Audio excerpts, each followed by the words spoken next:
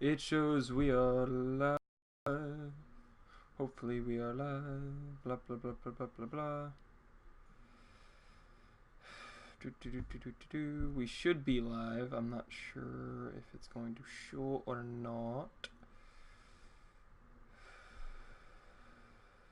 Let's see. It says we're live, but at the same time, okay. There we go. So now we are officially live. You have the chat going on. So, hello and welcome to the Tenno 2 Drink Minimum, a primarily Warframe podcast put on by the console casuals. I am one half of your hosts. One half of the console casuals. One of your hosts today. I am Cazz. And today I'm also joined by ShotFace. He's right now getting a drink. So I will continue with the introductions. Today we're doing Paragon gameplay again in the background because there's a little bit more Paragon news we want to talk about this week. So,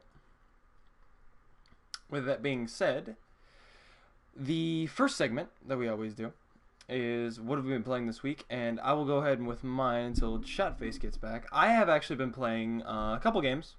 I got into the Founders, what was it? The Founders Alpha, I guess is what it's called, for the Dauntless. For Dauntless, which is a Monster Hunter style game, MMO style thing where you hunt giant monsters. It's eventually going to be free to play, but I got into the Founders Alpha and got to toy around with it a little bit. It was a lot of fun to hang around in there, do some hunts. The hunts are very interesting. The mechanics, you kind of get them. They're a little bit straightforward when you're looking at it and go out, kill monster. But it's very interesting because the monsters don't necessarily have health bars. You have to do everything by visual cues. I really enjoy that aspect of the game, and I'm interested to see where that game goes. Right now, there's not much there that's really drawing me in. I know a lot of people are actually very interested in it. But another game I actually have been playing is a very old school MMORPG. EverQuest 2. My cousin got me into it a little bit, and I've been dabbling a little bit into that. But what have you been playing this week, Shotface? I was away for work for a couple of days. I got back today, but I've been dabbling in sorry. Yeah, my voice is not 100%. I'm sorry. No, you're good. The hotel I was staying at had really, really crappy AC, even though it was a very nice Marriott with great scotch. Sure. But hey, Encore. obviously, season 11 for Diablo, still working on my Necro. Mm-hmm. I just kind of dabble in that every now and again. Right. Been cranking out all the latest weapons that were just released on console here for Warframe. So trying to get my MR24 finished Scourge up. Hopefully. And what's the pistol? The Nell? They what? The Scourge and the Nell? The Scourge, the Nell, not the Scourge, but well, yeah, the stuff that we got in a pack after Harrow. Oh, right. The giant Guandao, the glaive-looking Zakti, thing. yeah. Right. Which Okay. yeah, it's a glaive. Right. It's the Right. Guandao, the Zakti, the lens, and something else I can't remember off the top of my head. But all I have left is the Zakti. Right. And but yeah, that's pretty well. I did jump into a little bit of Paragon when I got back from my trip earlier, just to try and relax, get myself together, because there's a little bit of Paragon news on the horizon there. Some really cool stuff we'll talk about a little bit later. But so that's what you've been playing this week, is a lot of Diablo. My levels here. Some Diablo. Yeah, pretty much. Dabbling a little bit, a few things. Okay. And so on to our next segment is, what are you drinking tonight? Well, he's checking audio, so I will start, actually. Yeah. Sorry. No, you're good. I'm actually doing the straight screwdrivers. No sonic screwdrivers, nothing. Just doing straight screwdrivers. I've been dehydrated, so drinking's probably not the best idea, but orange juice helps with hydration, so that's what I'm drinking. Okay. So audio seems fine. I'm currently drinking some of the bad bitch rum that we have in the house, and actually Emily almost bit my hand off when I went to go get a glass of it, because they got it in Key West, so it's kind of a deal. But I did look online, and I found a distributor that can actually send us another bottle, so I'm allowed to drink the good rum again. Fair enough. So Okay. I'll have another bottle of it by next week, I think. Mm. So, Okay. right on. So, now, as always, we're going to start off with some Warframe. And because this is a primarily Warframe podcast, we'll start off with Warframe and see where the conversation takes us. There's some other topics I do want to cover. So, Warframe news this week. What do you got? Warframe news. Okay, so this week, we do have some stuff going in the vault. We've got a new Prime right on the horizon. I believe Hydroid Prime access arrives on August 29th. Mm-hmm. So if you're in your ship right now, you can look at the news feed and it says that. Right. And being vaulted, this is very important. I know a lot of people have probably covered this in the last couple of days. I've been out for work, so I haven't been able to keep up with everything. But I do know that being vaulted is the Trinity Prime package. So Trinity Prime, the Dual Commas Prime, which for dual sword weapons, pretty damn good.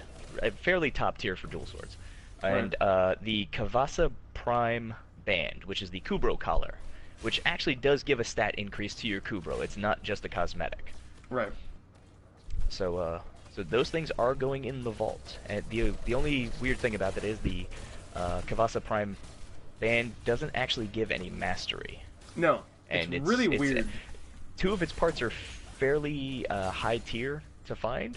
Not super hard to get, but it's just it's very strange. That's always weirded me out. Like I got it a long time ago, and that's always been it's been a very weird thing for me to think about. It's like it's the one prime component that's actually a cosmetic, and it does provide a stat bonus, minor stat bonus. I don't remember it off the top of my head, but I think it's a buff to like shields and a little bit of health. It's something like that. I think it's health and armor or health and shields, one of the two.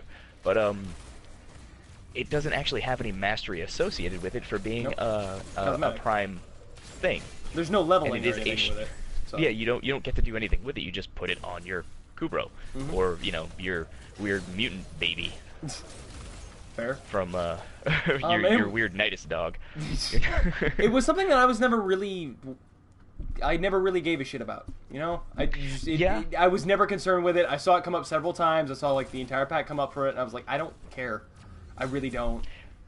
See, Trinity Prime Access was a thing. Right when you started. Right when I started. So I always wanted the Dual Commas Prime because I thought it was really, really cool. Because again, the Kurosurigami, ninja weapon was always my thing, the Kama and chain.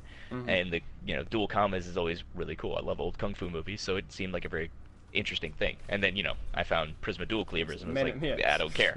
Man of 1,000 cuts and all that good stuff. Yeah, all that fun stuff. But and then Trinity. Honestly, Trinity, I never really cared about Trinity. Granted, the community is she's OP or leave her the fuck alone, blah blah, all that stuff. And Trinity is made abundantly clear at TennoCon. Yeah, dude, we're not gonna go there. Okay, but Trinity can be kind of a divisive frame, but she's also kind of a staple of the game at this point. The community just knows and loves Trinity for what she is, and some people do expect when you show up to a certain mission type with a Trinity that you're going to be doing one of two different builds and a lot of top tier bullshit. And I use her to solo certain things because she's a little OP. She can be very OP. I don't have a whole lot of... She can be very tanky. But she is going away. So new players coming into the game aren't gonna have that top tier fucking frame right there. Yeah. Well, and it was again to clarify, like they do every single time, is she's not completely going away. She's not getting removed from the game or anything. It's just she's no longer she's not gonna be farmable. Yeah. You can't just go pick her up anywhere. There's plenty of stuff that goes in the vault. Ash is in the fucking vault right now, and the Vectus Prime and Carrier. Yeah. Ash, Carrier, and Vectus got put in the vault a while back, dude. Oh, that's right. I completely spaced on that. I haven't, so I'm okay. But I completely spaced on that. You got your Ash. Like I think the week before he was gonna get vaulted. Yeah, I believe that's what it was. Because you had never even worried about getting Ash Prime. You didn't care. Well, it was like that was the longest thing. It was for the longest time, me and you didn't worry about the frames that the other person was interested in. So like you didn't have Vault Prime for the longest time. I didn't. I still don't have Frost Prime. Really? Because you have a couple days left with Prime access. Actually, you can sign up for. That's a new thing. You can do it for free. Yeah. You can do it for free. You can do the Prime access. They've actually extended it again. You can do it right now. Sign up for Twitch Prime. You can do a free trial. You can get it, and you can you can cancel out your Twitch Prime and keep the frame because it's just it unlocks it on your account. So, you know, your Warframe account, your Twitch or Amazon account are two separate things on the internet. So, yeah, that's what a lot of people can do, which is why if you've been playing on console, I know especially on console, there are just frosts out the ass. There are frosts everywhere. Frost is my main, and it just annoys the crap out of me when I see so many frosts coming out of the woodwork. Right. And you can always tell because they've got that Prime Syandana that you can only get with the Twitch Prime access. And it's like they're extending this. This is something that we've not found out is they're extending this until Planes of Eidolon come out. That was actually something they talked about tonight on Prime Time. They're extending it. That's an indefinite date. So that's that is. They're aiming for a certain point, but that's essentially, well, it's a smart move because if they do have, they're partnering with Twitch, and Twitch's parent company is Amazon. So if you're in the States and you have Amazon Prime, you have Twitch Prime. You just need to connect your account, and then boom, if you play Warframe, you immediately have access to Prime Warframe. And Frost has been in the vault for a while. He's come out twice. For 2 seasonal packs. He always comes out in the winter, essentially, which means I don't know if they'll bring him out again this winter. But I could see them bringing something else out. I could really see that. Like it is. Yeah, I could see it. But it's if you don't have Frost, get a Frost. And coming from a guy who mains Frost, I'm telling you to get a Frost, even though I find it superbly annoying when I see so many new people playing Frost. It's like I've seen. You don't know what you're doing, and it's so obvious. It's easy. That's my knee-jerk reaction. That's my knee-jerk reaction, but I immediately go into, I've been playing this game long enough, I'm a high MR. My job isn't to crap all over some scrub. My job is to say, hey, did you know you could do this? Did you know you could build this way? Hey, look up this video, check out these builds. You like this frame? Here's some really effective ways to use it and up your game and be better at it. Because the last thing I want is some scrub showing up with a Frost and leaving bubbles everywhere thinking he's doing damage mitigation when he's just being annoying and mitigating our damage to the enemy. Yeah. Because I can't stand it when another Frost just throws bubbles randomly for the sake of doing it and then doesn't know how to take them down. Granted, there are a lot of veteran players who I see on Reddit every now and again who go, oh, wow, I didn't know you could take down your Frost bubble. Because that's never really stated anywhere. Nobody ever tells you that your 1 can take down your 3, you know? I learned it very early on. It actually does. If you're running a Power Strength Frost, which I know people have commented on this, there are a lot of new people who are running Power Strength Frost. And I don't know that they're 100% sure. I think people are really building for the what is it? The Snow Globe. Yeah. But what people don't get is if you're building a Power Strength Frost and you go really hard on it, which is what I do with my Big Daddy Frost, you can do 100% armor stripping with your Hailstorm. And that makes for very interesting builds. Because now you have running absolute fucking armor strip. You can use pretty much any crit weapon. A screw crit weapon, viral status weapons, and you strip 100% of the armor, and then you take away half their health. And if you're using, I'm pretty sure Encore said this last time was using Taxon to help boost status effects. So you're using condition overload on a weapon, which obviously I use the Legion. So I strip armor, and then I one-shot just about everything in the game with the Legion. You know, it's OP as hell. And my Frost also uses Rage and other things to keep his armor up, and a massive amount of defense. Essentially, I run in very defensively, and I take away the defense of all of the bad guys. And then my Frost bubble is not super big, but it's a concentrated area that is very, very tough to deal with. You do have some damage mitigation that you can share with your team, and you can also strip armor, especially if you got a Saren backing you or something like that. Holy crap, dude! Yeah, you can just blow through stuff. Right. So there's definitely some interesting synergies there, and like Frost is great frame. So, really, if you have the option, pick him up. Also, a very amazing CC frame. One of the biggest things. My first ever build was a CC Frost for Ice Wave Impotence, which is an augment, and using sniper rifles or the what is it? The Tiburon. Oh my God, what was the gun he came with? Latron. A Latron Prime, Latron Wraith, and any of the sniper rifles, things like that. If you're running a good duration, high range Ice Wave Impotence Frost, you've got great CC, because you will either slow or completely stop pretty well anything on the star chart. And yeah, And you can just pretty much take your go time. through the start chart. And what I used to do is just take my time, like sit in a hallway and just spam Ice Wave and take my time, excuse me, and line up headshots for days, and it's a good time. It actually helps you get your aim down too, because you want to be snappier and you want to be quicker and things like that. And you know me, I come from shooters, so Right. I kind of love that idea of the gameplay. It's like, oh, everybody's taking a moment to give me the opportunity to fuck their face. All right. Which is why I fell in love with Frost. Right. But using a power strength Frost is a whole nother deal. So there's a couple of other different ways to really build that frame, and I think people are kind of missing out on that because they're just being given Frost. So you're not taking the time to really learn him. Right. You know, so I think there's going to be a few people who shine and show up and go, okay, this is, you know, the frame of choice, or some people who are just like, hey, mastery fodder, it's free, it's a prime, whatever, and it's better than what I have. It's the same argument that you run into when an MMO lets you, hey, you can level up to the highest max whatever level to just hit the new endgame content. Well, you don't have the same respect for that character because you didn't have to grind out and learn all of his abilities, things like that. It's the same issue you run into there. But Okay, I've got 5 Forma on my Frost. I have put in the last 2 years. I always come back to him. I always love him, and I always put effort into what I'm doing with him, so I can take my Frost into anything. I made him endgame. Right on. And there's other frames where I've just like, oh, I can hit these 2 buttons and be endgame. All right, that's fine. Nidus for one. Don't get me wrong. I love Nidus. He's fun. He's amazing. But he is a super easy frame to get endgamey with because he's got so much damage mitigation. The tanky frames just kind of get you in that mindset. So, you know, you get an Inaros. Speaking of which, everybody can get Inaros fairly quickly because the quest for him shows up every 2 weeks. So which actually brings us into the next thing of Barrow is showing up. Barrow is showing up. If you do not know who Barrow is, it is based. If you've ever played Destiny, it's basically Xur for Warframe, except he only shows up every 2 weeks. And he shows up at one of the relays. If you've ever logged in and seen like a weird icon on one of the planets, it's them representing where he's going to be going. And so by going to a relay, you can sell some of the prime parts you've cracked out of your relics.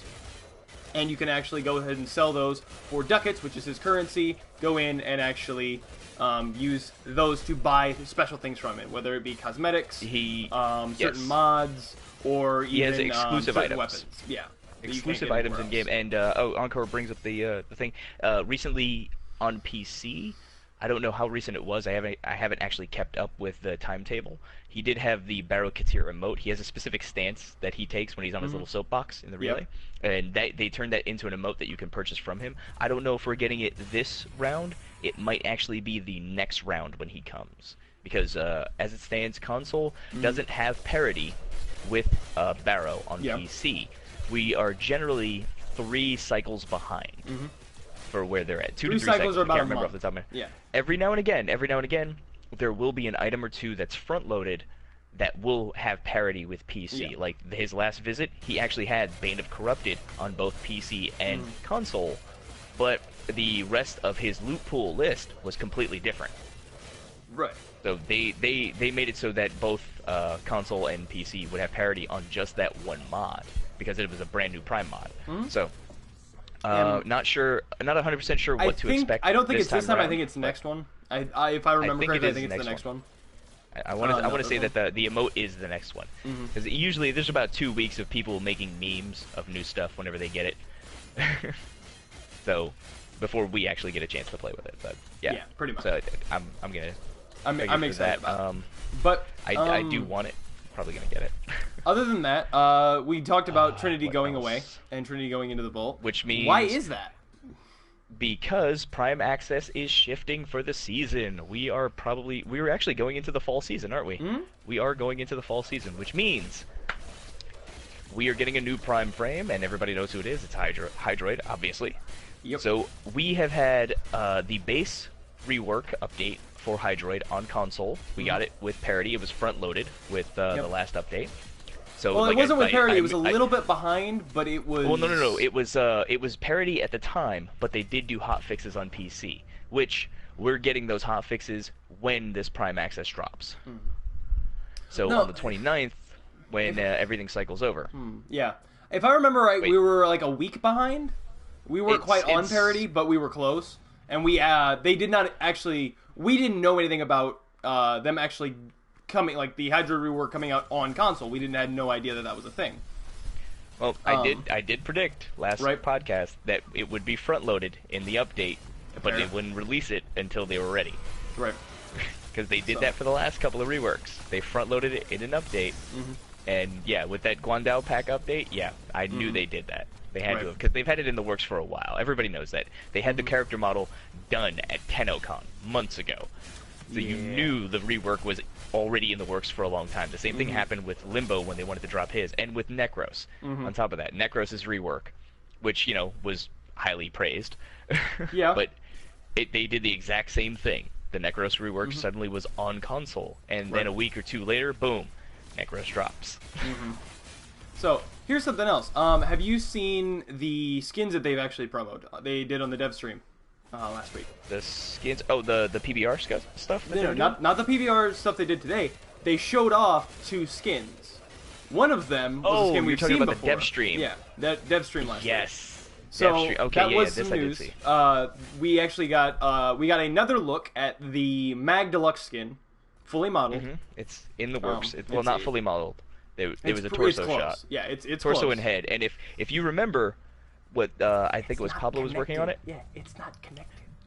there's a headpiece, like a halo headpiece that's supposed to be free floating on her head, and it's not there in that picture. So I'm not sure if they like went back to the drawing board a little bit. I'm curious because Maybe a couple he did that. revisions. He did that on a prime time. He sculpted a good measure of it on a prime time, like months and months and months ago. Yeah. So I don't know what they're doing. I'm hoping that they haven't omitted that because it was a really cool aesthetic. I liked it, and you know me, I like Mag, so. Right. Yeah. People don't like Mag too. Maybe I should send her one. Anyway. The other skin we got to look at was Necros Deluxe. Necros Deluxe skin, and I don't know what to make of it yet. I really do want to see it in game first. I think it looks really good for Necros, but I like the Necros Prime. Shaman. It seems very shaman.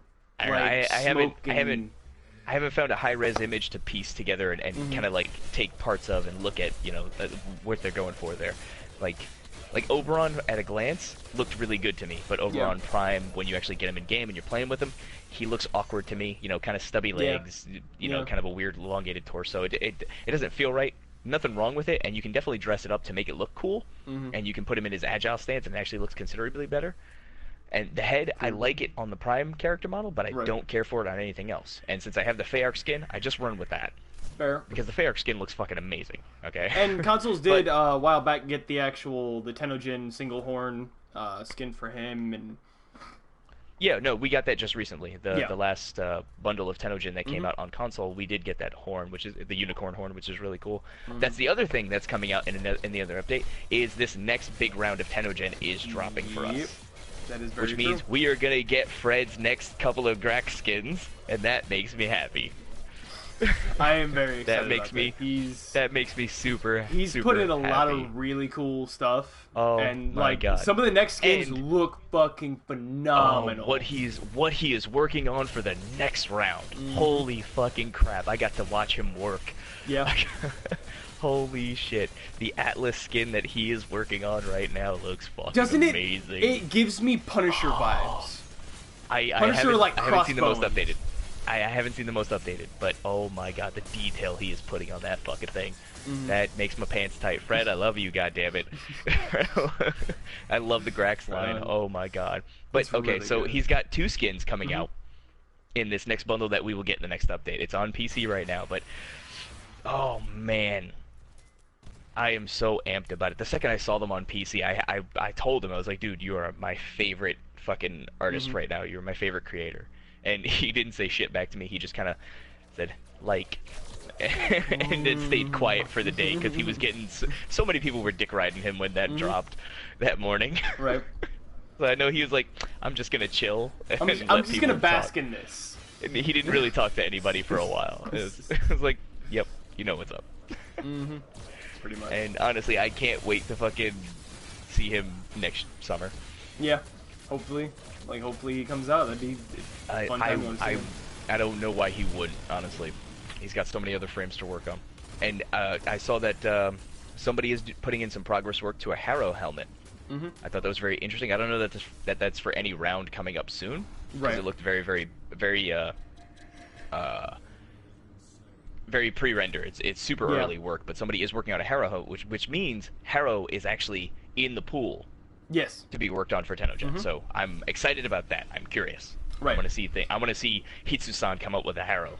Like, well, and I it's want to super. see him go ham on that. It's interesting to see how fast they flip that into the Mhm. Tenno Gen pack. Like, it used to be you Yeah. only were allowed to work on certain frames and things like that, and they flipped that Well, I around think- real fast. I think per round they only have a handful of frames that you can mess with. Okay. Right? So it's not necessarily, they keep adding to the list, but they Mhm. do a round robin of like, these are the frames that are open right now out of the 30 something frames we have, right? So if that's what it looks like. I haven't asked Fred or anybody about it, so I'm not 100%. Right on. Okay, so Whoa. The Encore Harrow helmet is yeah, it's actually What? on Steam. I don't think it's purchasable. I don't think it's in, but I think it's like viewable and you can vote on it.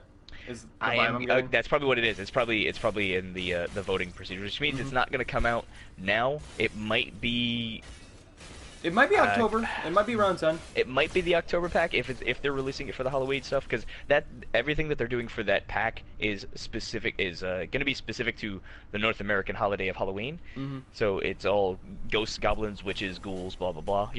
Spooky stuff and things of that nature. But I don't know if that one's going to be in that round. It might be getting preliminary voting for the next round of Tenno Gen. Right. I'm not 100% on that. I didn't really look into it, so I could be totally fucking off base here. So take this with a grain of salt. Mm-hmm. Exactly. But yeah, so we're getting Tenno Gen. We're getting Hydroid. Hydroid's got his reworks, and currently Hydroid has a quote-unquote bug that makes him super OP, but we're keeping it for right now. And what they've said, it's not working as intended, but we're not going to change it currently. Currently, until they find some real big flaw with it, until everybody kind of hammers down on it or something like. I think that what they want is to see if it gives Hydroid more play across the board. Yeah. Because once it's out for everyone, once Hydroid Prime drops, the aesthetic is going to draw some people in. The idea of making a frame that has some OP ability is going to draw people in. And you're going to have enough data coming across from all three platforms, right? So that's when they're going to get a better sense of where it's really going to be at. Because people who are looking at Hydroid now, right, on PC, have the full setup for what Hydroid is. Right. And not everybody gives a shit because it's still Hydroid. He's still got a stigma. He's still kind of boring. The console side, once we get it, that's the full community. You're going to see what the numbers really are, Right. So I think they're going to wait maybe a week or two before they really give a shit. Right. Or, my assessment is that if the use of the frame overall suddenly skyrockets and spikes in the next month, then yeah, they're going to look at it. Because they're going to see that people are cheesing something. People are exploiting, to an extent, for the bug that they left in, right? Right. But if the frame kind of just gets a bump and stays steady, I don't think they're going to fuck with it, not for a long while. No, and it's not that big of a bug because, like That's people my have best said, it's also kind of boring. His bug requires you to stay in one spot and not do anything. Yeah, which when you look at like John would love it. Yeah, totally. Especially since you have the ability to move, latch people into your puddle and move around a little bit. John's playstyle, he would totally be for it. Yeah, because he also likes setting the controller down, grabbing a drink, and sitting there and just watching the screen for a little while. Yes, Encore, I did see the Neja Halloween skin. That is actually something, if we're talking about the same one, Faven PS is working on a Neja Halloween skin. I don't know if that's the exact same one yet. Yeah, that is. I don't know if he's the only person working on that, because I thought I saw another Neja skin somewhere. Or it might have just been a helmet, but I know Fred is working on that, and it's not part of the Grax line. He specifically stated he's working on this, and it's not part of the Grax line, but it is for Halloween. Yeah. So I am actually excited about that, because I want Neja to get a little bit more visual love. He's a very interesting frame. I don't play him too much, but I like the ideas. So okay. that's what we got than that, right now for Warframe, I guess. for There's not much Warframe. Yeah, else. that's pretty well it. Twitch Prime access still going till Plains of Eidolon, which okay. I mean, that's Yeah. that could be, next month. That could be fucking next year. Who knows at this point what they got going on? I mean, we have everybody's 2017. They have. And Umbra, everybody's gone dark on what's going on with Umbra. I don't want people to forget about Umbra, okay? No. Just because they said it was coming out doesn't mean we give up, alright? As a community, we need to let them fucking realize we have not forgotten. We've been wanting that shit for like 3 fucking years. Since longer than I've been playing this game, okay? Yeah. Like, it got announced a while back, and we went, what the fuck, we need this, and then nothing. But aside from that, so that is in the works, and that's the next big what is it? That's the next big cinematic quest, much like War Within and Second Dream and blah blah blah. So they've got to really go hard on that one because the bar is set pretty high, right? And they are going into a darker writing path. Is what it seems like overall. I don't know if they're going to keep that going because you look at who am I thinking of? The band geek. What's her name? Oh, Octavia. Octavia, yeah. Like hers, it wasn't. Well, you look at the underlying tones of what was going on there. It's a little dark, but it was a very upbeat kind of story where you were just. I don't know. It was a sad, dark concept, but at the same time, they were approaching it from an optimistic perspective. You didn't feel depressed playing that story. It was kind of a more upbeat vibe to it without it being. But the underlying thing was that it was kind of depressing. And then when you look at Harrow coming out after at a certain point, that's a pretty depressing and kind of dark story. I enjoyed the hell out of it. I like that quest was amazing. A considerably, I don't want to say adult, but definitely a more mature approach. Or a more mature vibe. Yeah, it had story overall, more adult concepts in it of like overall what people deal with in their day-to-day lives, things like that. The subject matter they were tackling is something that you need to have. I don't want to say kid gloves, but you need to definitely have a mature mindset going in. Yeah. Right. Because when you think about the characters and what's going on with all of that stuff, it's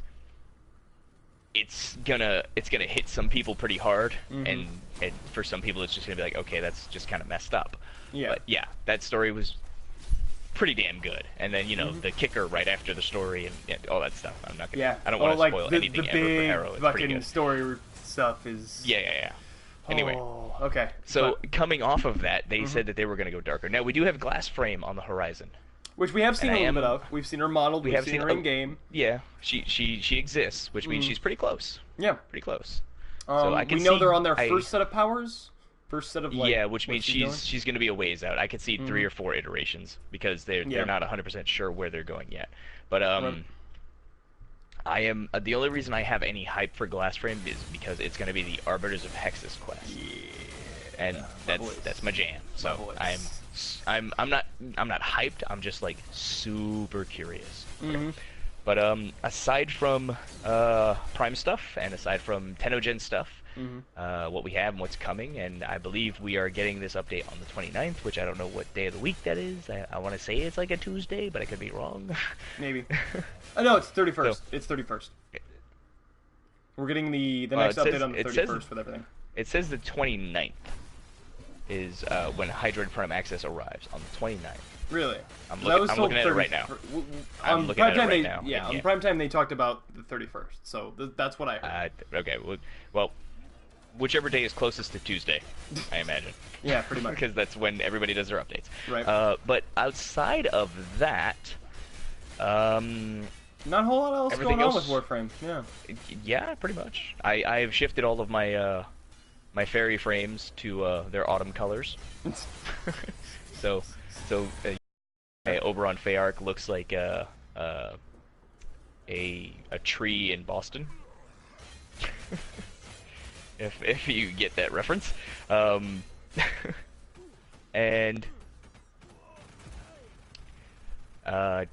yeah, I need to go over my Titania one more time. But Encore, it is Hexus because that's the only actual faction that hasn't had a quest yet. Everybody else has had a cinematic quest or a frame quest. So Arbiters of Hexes are the last people to actually have one because you had no, yeah, no, because you had Nidus. Nidus was who? Was that? That's... No, Nidus wasn't one of them. It was no. Yeah, because I remember everybody's had one so far, except for Arbiters. Okay. Because you had who was Steel Meridian? Steel Meridian was no, because maybe Steel Meridian.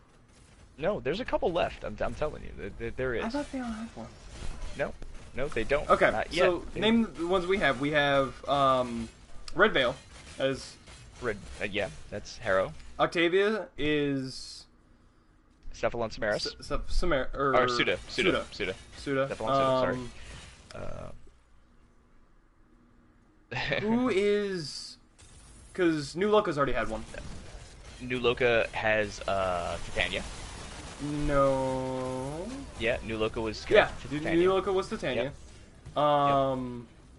Nidus was the money. Yeah, is was Parent Sequence. Parent Sequence. Yeah, Nidus was Parent Sequence. Yep. Yeah. So it is Steel Meridian. Steel Meridian and Arbiters of Hexes are our last two. Yep. And we're getting Arbiters of Hexes next. So Steel Meridian's probably going to be next year. Yeah. I'm interested to see what they got, though. I'm interested to see what they got. Okay, so outside of Warframe stuff, what else is going on in video games? Touch on some Fortnite stuff, since we're both currently founders. Fortnite is getting a couple of updates. They've got a new Horde mode thing coming out, which I'll check it out. I'm a little worried about it because it is kind of a weird thing. It's a timed event instead of like a just standard here, play it. Which is a little it's odd very to me. strange.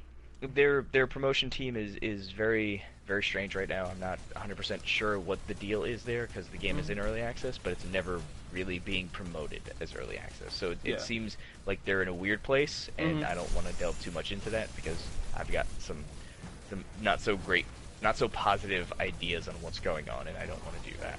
I don't want to be disparaging to a game that's still pretty fledgling as far as being out in the open and in the wild, even though everybody knows that the development for this game has been so long and drawn out. It's been in development hell and things like that. So there's a lot going on behind the scenes that we don't know yet, and we should know better as founders. But we'll hopefully get more clarity.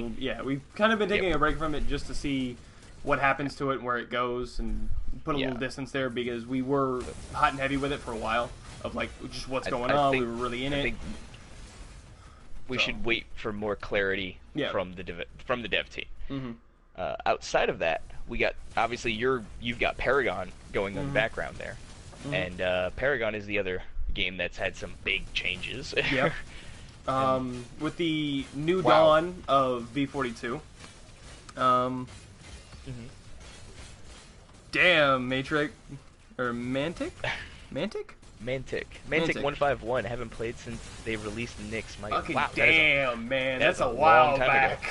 I would definitely say check it out because there's some really interesting shit going on.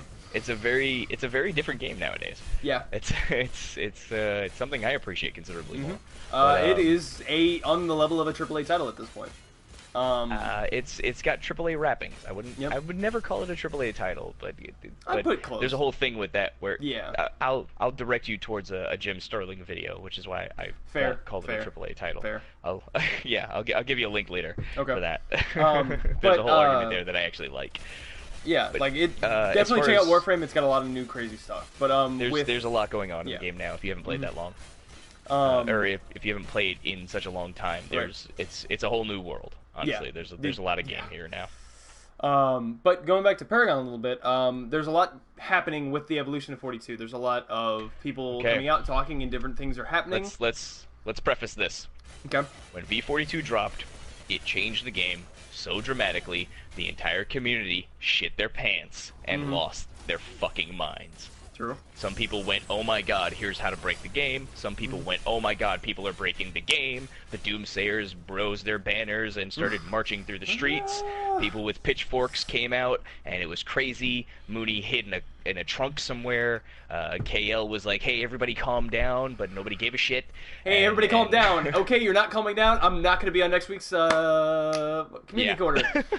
I got some stuff I got to go do. I'm pretty sure a set of socks were set on fire, but that was my community members. Yep. So now they've come out of the dark a week, 2 weeks later now. Are we 2 weeks out? We're 2 weeks out. Okay, we're 2 weeks out because the third is about to have hero release. Yes. So they did say, one, yes, there's a new hero on the horizon because they're back to their normal schedule of hero every 3 weeks, which is good. And obviously V42 took the spot of a hero, which they did stipulate. Now, even I was butthurt at some of the update stuff that happened, but they have softened the blow considerably, and I've had time to stew on it and think and let it be. And I'm okay with it now. I understand it because they've clarified what they're doing with a lot of their monetization. And they are listening to people, and they've gathered a crap ton of data. Anybody who thought, we've said this before, anybody who thought that there was going to be a balance pass to all of the heroes literally a week later, which wasn't actually a full week because the patch didn't come out till like fucking late Wednesday. Yeah. If anybody thought there was going to be a hero balance pass within 5 to 6 days after, you're out of your damn mind. Yeah. It was going to be weeks. They had to collect all the data. And now they have stated they have collected a bunch of data. There's going to be a hero balance coming. Yeah. The Doomsayers need to calm down, take a seat for a minute, slip off your Birkenstocks, hold the fuck on, and let this game evolve the way it's supposed to be. The same thing happened when Monolith dropped. Okay? Everybody went bananas. Yeah. So now we're at a point where it's going to calm down, and the meta is going to be quilled. Because the meta we have now is not great. Not good. I will even go say, the meta we have right now, not good at all. Especially for competitive play. And there's been multiple people who have come out and said that competitive play is not good right now. Like, really not good right now. Really not good. We're shying away from saying complete and utter shit. Yeah. Because it's not complete and utter shit. It's just there's some broken stuff. Yeah. There's some blatantly broken things that people are using to just be annoying. And we actually... It's specific characters and synergies that are stacking numbers in certain ways that the dev team stipulated wouldn't be possible. Yeah. But, hey, no plan survives first contact with the enemy. True. We are the players. Unfortunately, we are the enemy when it comes to game script. Yep. And fair enough. Like, this is something that we can even... There's another thing that we can actually take kind of as something that I've seen some same kind of reaction on. And people have been like, well, this is broken, this is broken, this is broken, why are you doing this? This is broken, and being very upset about it. And this shouldn't be a thing. Why is this a thing? Like, this is not how this should go down. And this is the same type of reaction I saw from, specifically, the For Honor tournament that happened a while back. Okay, so yeah, no, not a while back. This was maybe 2-3 weeks ago. Yeah. The For Honor tournament, the top-tier players playing it, and this has been clarified a couple times, because I like For Honor. I actually bought it. I wanted to play it because it looked the concept is amazing, but the actual gameplay was lacking because of bullshit, imbalance. Essentially, that's what it came down to. That they continue to refuse to balance. Yes. So there were some exploits that were introduced into the game in a patch, and these exploits were used by one of the top tier players to win a tournament live on a stream. Held by Ubisoft. Undefeated. And this tournament was held by Ubisoft and streamed by them specifically. And he won, and even he said, yeah, I was using these exploits because they're in the game and they refuse to balance them out. He also sent a actual document to them, warning them, this is an exploit, fix this. Yes. And he is a top-tier player before these exploits were a thing. Yeah. He actually was, ranked fairly high in the top players for the game before these exploits existed. So he knows how to play the game, and he was using this to his advantage. And he did so live on a live stream for their tournament. Yeah. So some people were coming out of the woodwork and giving him hate, but he did it to prove a point, essentially. It's like, Yeah. hey, fix your game. Mhm. So that community did the same thing that's happening right now. There's a lot of broken stuff in Paragon, and our community is adamant about Hey, fixing it because fix your game. Paragon is a MOBA, and Mhm. everybody knows MOBA communities are the most intense. Mhm. Because they are based around a solely competitive style game. And honestly, we're not as bad. Think about it. When you think about what Paragon is, it's nowhere near as bad as League of Legends or anything like that, Kind of. because those communities are fucking massive by Mhm. comparison, and Paragon is very small when you look at the actual pool of players and the amount of people playing this compared to what's going on in League and things like that. Right. So the actual percentage of people being toxic or spitting vitriol constantly is actually fairly small, but it's concentrated because our community is smaller. Yeah, So- it's much more vocal in this because of the The vocal size. minority can be heard a lot easier because the majority isn't as big as the majority for some of the established games. Right. Right? So it does, a lot of this stuff does rise to the surface fairly quickly. Now, the benefit to it rising to the surface quickly is that the devs have heard us, and they know that stuff is broken in game, and they have acknowledged some things, stating, "Hey, yes, sir, these players can do the things that you're seeing, that clips from Twitch and shit like that. These obnoxiously ridiculous Two-shot things this fucking person. yeah." And in some cases, they look at it and say, "Well, if they're just building for that specific thing in the game, they're relegating a crap ton of assets just to go in that direction and do that one thing." So that's not necessarily wrong. The mentality isn't wrong, but the numbers are too hard right now. Yeah. So this balance pass that's coming, they're probably gonna soften these numbers a little bit, round out some of these edges, Right. like Wukong's passive to take down towers and things like that, and how he's just barreling down lanes and stuff. And the biggest thing Some they of that mentioned stuff- about him is that's not even one of the biggest things. Like there's some card fixes they've come right out and said we need to fix. But the biggest thing with him Yeah. is his gold gains, based off of his passive, are way too high now. Yes. So Like- he is farming at a speed that is considerably, I'm sorry, at a rate that is better than Yeah. everybody else in the game, and he's a melee carry. Yeah. And then he also has the best escape of a melee carry, so he can come in, drop a crap ton of DPS at Extremely elusive. he can drop a crap ton of DPS earlier than any other carry. So he turns on very, very quickly. We used to have this idea, we used to have CP, and CP, we used to measure when a carry would come online, so to speak. And it would be like 30 card points, you should be online. You should be ready to go. Your damage output should be just like kicking it. because you're a carry. destroying people. You should be just shredding people, straight up. And so we take that same concept into what we have now for the monetization in-game, the economy, which is gold instead of card points. Right. And since he has a passive that grants him constant gains of gold, he can purchase stats quicker, he can purchase his cards quicker, he can put on his damage very, very fast in the game. So that means his output, and his output for damage is suddenly there at a 10-minute mark, at a 15-minute mark, no problem. And 10 and 15 minutes, that's long for the average times of the game now, because they've gotten the game times down to like 20, 30 minutes. Right. Which is what they wanted for their average. So Well, I think and one of the that biggest is also- issues with that is one of the biggest mechanics and tactics in Paragon is shutting somebody down, shutting Yes. somebody off. That was such a huge thing and such an important mechanic, is being able to shut somebody down and shut someone off, Yes. and keep them from Asset- getting too farmed. what we call asset denial. If you can make the carry inept, if you can make him useless, if you can take either the carry offline, or you can take the support offline, or the jungler, you can get rid of the DPS, you can get rid of the high damage numbers, giving you a considerable edge. Asset denial is a very, very big thing in MOBAs. It's such an important thing because we've seen this in competitive play in the past in the V41 PCL of Yeah.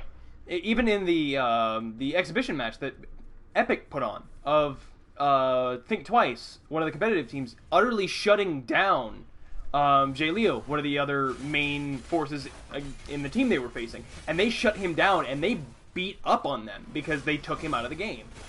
They put him in a place where he can't be useful. Jay Leo was coming out of the was it the PEL or whatever their tournament was? Gore's Rising. No, the official tournament from Epic. Yeah. Yeah, before the exhibition match, he was actually on the winning team, and he was considered MVP essentially, from what I gather. For the Expo? No, he was in the finals. Are you sure? Yeah, he was in the finals. He was in the finals, but I thought it was Reborn versus Think Twice. Think Twice actually swept 2-0. Did they? Yep. Holy shit! Because they did a really great job. They did a really great job. They did everything Jay Leo. To. Okay, that aside, Jay Leo is one of the top players in Paragon. He's been one of the top players for a long time. Yeah, he's been in multiple teams. So he's been around the longest. To shut him down, he's a top tier jungler. To shut him down is no joke. You've got to focus to do that. So in V42, shutting someone down is you've got to actually set yourself up and your team up to do that. Right. Yeah, it's very interesting looking at all the different things going on with the game because there are a lot of issues and we've brought up a few of them, but the biggest thing I want to maintain is the fact that they're being looked at and we know that the Epic team is looking at them and knows about them and they're fixing them, and they're one of the few developers that we know will straight up go, okay, we're going to look at stats and we're going to look at what everybody's saying and we're going to compare the two, and yeah, if that's what it is, if that's the issue, that's fine. We can do that. We can deal with this. But they will not necessarily just take the word of community members or just take the word of stats. They will mix a little bit of both. The vocal minority isn't going to dictate where the game goes in their eyes. They're going to look at, okay, so what a developer has to do, and this has come up in a lot of games, and Rebecca has spoken to this in a couple of interviews for Warframe, is that when you have the vocal minority speaking up and you see a trend in the things that they're saying, you're not looking at the thing they're complaining about, you're looking at the root cause of that complaint. What are they really complaining about, you know? And some people do say, Warframe does Band-Aid fixes, specifically. Okay, was it the vacuum within and all that shit that came up. So, you have people want some innate vacuum. People are complaining about vacuum. People want the ability to just soak up all the items that are on the ground in a range, so they don't have to run around to every square fucking footage of a tile, right? All right. So they want to keep the balance of what they've created, but they also want to cater to the players' complaints, and that is players want to have a form of picking things up, because Warframe is a big asset sink. You pick up so many different materials for so many different things, for building weapons, blah blah blah, right? So they gave us vacuum for all sentinels, making sentinels, giving sentinels essentially a particular use. Each sentinel has its own special abilities and mods that you can put on it, but now they all get vacuum as a mod, right? And this is a band-aid fix. People just wanted innate vacuum, but then it's like, okay, if you have innate vacuum, then nobody's really going to use sentinels, because it's obvious that Kubros and Kavats will last considerably longer, because there are mods that give them a better synergy with your frame when going into higher end content. Right. So you've got to look at giving every piece of your game its due, and giving something to the players. There has to be a give and take. There has to be a balance there. So you're not going to listen to everybody who says, give us universal vacuum for our Warframes. God damn it, just fucking do it. Shut up and do what we say. Yeah. You're going to be like, okay, but if we give you that, this? if we give you that, then who's going to use a Sentinel? What was the point of us putting all the work into doing that? We have to give some incentive to you using every aspect of our game, which actually helps the player in the long run, because when you look at every piece of your frame for your build, Right.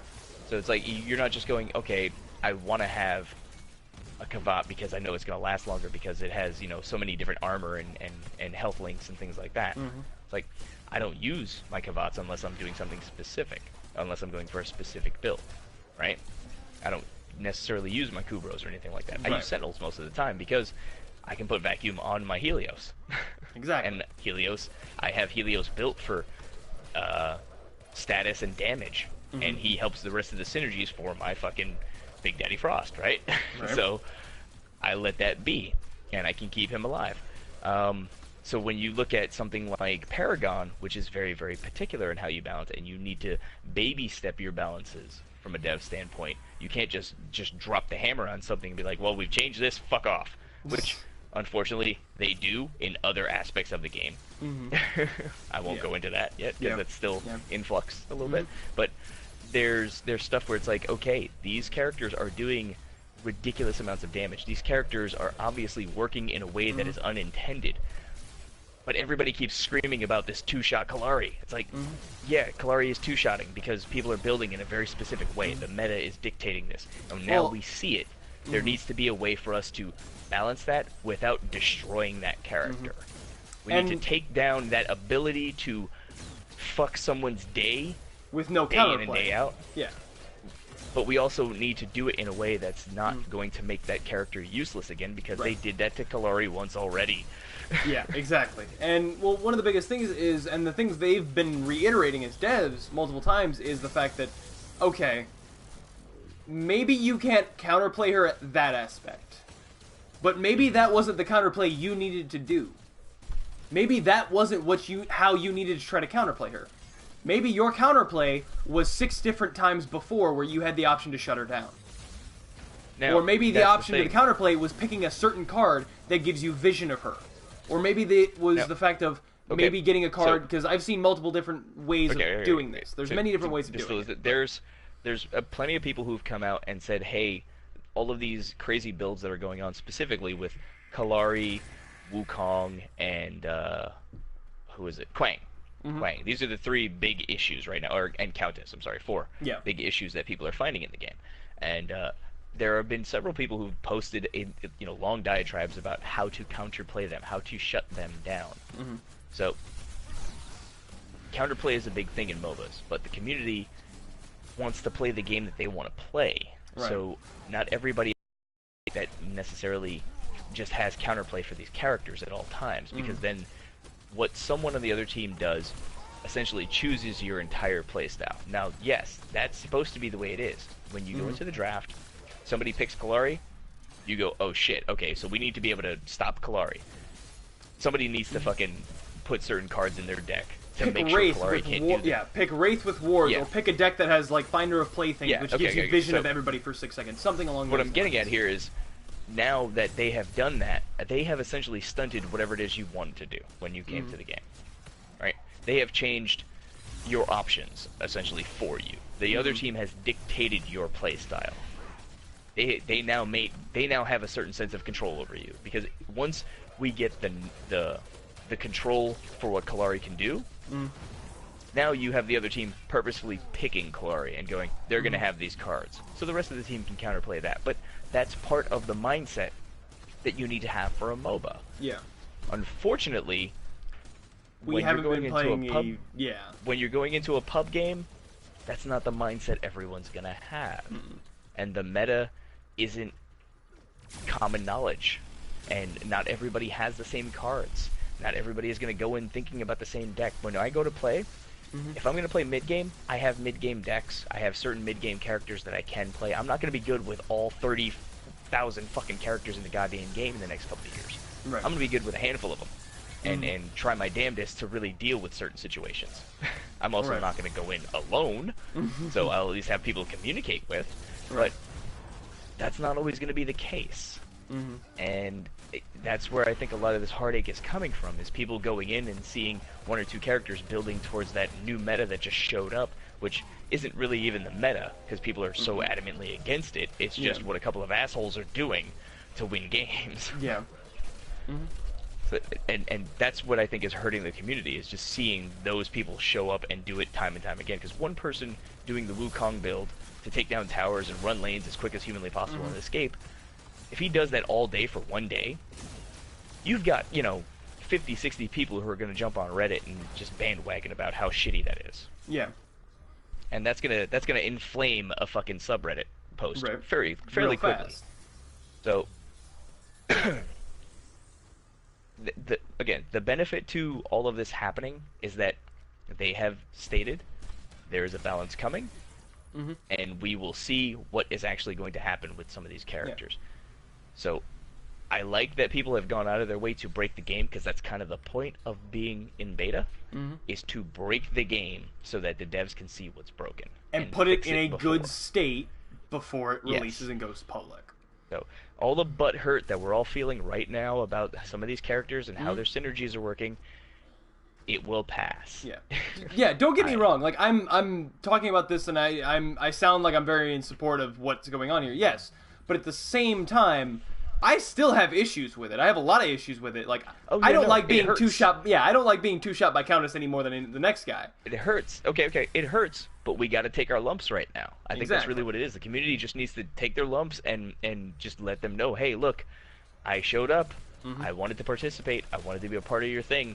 And I got blasted in the face by a bunch of dudes who I don't know. So maybe we should ease up on the dude count and all these guys walking around with their pants down. Maybe we should have a pants-on party for a little while. How about that, Epic? Instead of a pants-off party or a pants-optional party. Maybe a pants-on party for a little bit, just to ease up because I can't see. All right? So maybe we should take a step back. And Epic is like, okay, so we're emceeing this party. Maybe everybody put their pants on for the next couple of songs while the DJ, redoes the playlist. Chill the fuck out. Right. I know that analogy doesn't make a whole lot of sense here, but I hang out with a lot of DJs. And that analogy makes a fuck ton of sense to us. Trust me. Fair enough. But there's a lot going on. The game is in flux currently, so there's going to be some shifting things that happen, and that's okay. But that's something that we need to understand is happening right now. That's basically what we're saying is understand, find what you don't like, find what you do like, voice your opinion, be respectful about it. But at the end of the day, voice your opinion, be respectful and understanding, but at the same time, don't, again, love nothing, embrace change. Yes.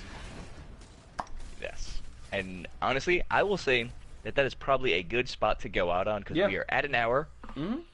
And I would say go ahead and sign us off. Oh, before you do, real quick, silence shuts a Revenant down completely because he can't reload. Anyway, go ahead and sign us off. What? Did not realize that. No. You didn't know that? Oh fuck. I'll talk to you about it offline. Okay. Okay. Let's get and with that, I have some new things to go research. So thank you for tuning in. This has been the Console Casuals. I am Cazz, one half of the Console Casuals, and one of your hosts for tonight. Tonight have been joined by ShotFace, who doesn't play Revenant anymore. Thank you guys for watching. If you want to catch us on anything else, we have both of our Twitters. I am at @UnderverseAdept on Twitter. He is ShotFace with a 0, or at ShotFace with a 0, and it's just ShotFace, but the O is 0. Yeah, whatever. Just keep going. Let it go. Because he's an asshole. That is our Twitter handles, and if you want to catch us more, go ahead and hit the like on this if you liked what you saw, if you want to hear more, if we missed anything, if you have any things you think we should change, any issues, if there's any audio issues, anything we misspoke on, go ahead and drop it in the comment section, because we are always looking at that. We're always looking for any constructive criticism or any mistakes that we have made, so please go ahead and let us know, because that's the only way we're going to know to fix it. And then on top of that, if you didn't like my haircut, let me know. Yeah, if you didn't like ShotFace's haircut, drop that in the comments below. And then you've made me lose my place. Thank you guys for watching. Go ahead and subscribe if you want to see more. We do this every Thursday, about an hour after prime time, so it'd be about 8:30 Eastern Standard Time if you want to go ahead and check that in your own time zone. Also hit the little bell for an alert so you know when we go live. And thank you guys for joining us. It's been a blast. And so, as always, keep it cool.